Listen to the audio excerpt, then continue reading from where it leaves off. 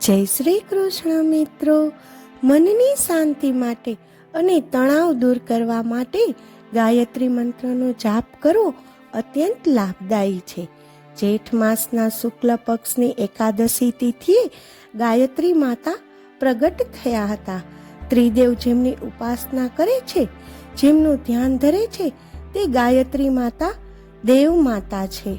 તેમજ ગાયત્રી માતાની પૂજા કરવી અને મંત્રનો જાપ કરવો ખૂબ જ ફાયદાકારક છે.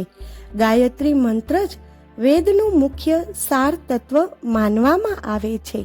ગાયત્રી મંત્રથી જ તેમની ઉત્પત્તિ થઈ છે, એટલે ગાયત્રી માતાને વેદ માતા કહેવામાં આવે છે.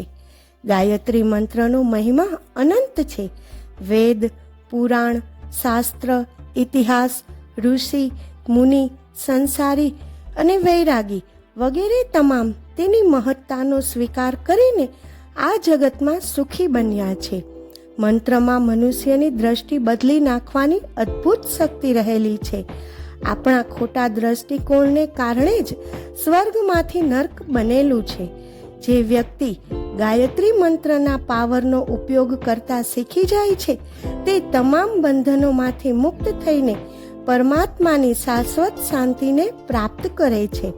ગાયત્રી ત્રિગુણાત્મક છે અને તેની ઉપાસનાથી જેમ સત્વગુણ વધે છે, એ જ રીતે કલ્યાણકારક અને ઉપયોગી રજોગુણની પણ અભિવૃદ્ધિ થાય છે.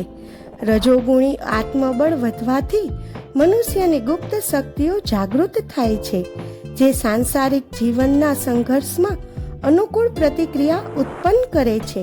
ઉત્સાહ, સાહસ, સ્ફૂર્તિ, ચેતના, આશા, દૂરદર્શિતા, તીવ્ર બુદ્ધિ, તકની ઓળખ, વાણીમાં માધુર્ય, વ્યક્તિત્વમાં આકર્ષણ, સ્વભાવમાં સારાપણું જેવી અનેક વિશેષતાઓ વિકસિત થાય છે.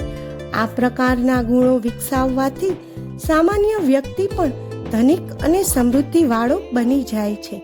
ગાયત્રી મંત્રમાં એવી તાકાત છે કે તેના સાધકને ગમે તેવી સ્થિતિમાં બેઠો કરી શકે છે. જેઓ વેદ માતાનું શરણ સ્વીકારે છે, તેમના જીવનમાં સત્વ, ગુણ, વિવેક, સદવિચાર અને સત્કાર્યો પ્રત્યે અસાધારણ રુચિ ઉત્પન્ન થાય છે. તે આત્મજાગૃત, લૌકિક અને પરલૌકિક, સાંસારિક અને આત્મિક સર્વ પ્રકારની સફળતાઓ અપાવનાર છે. હેપી ગાયત્રી જયંતી.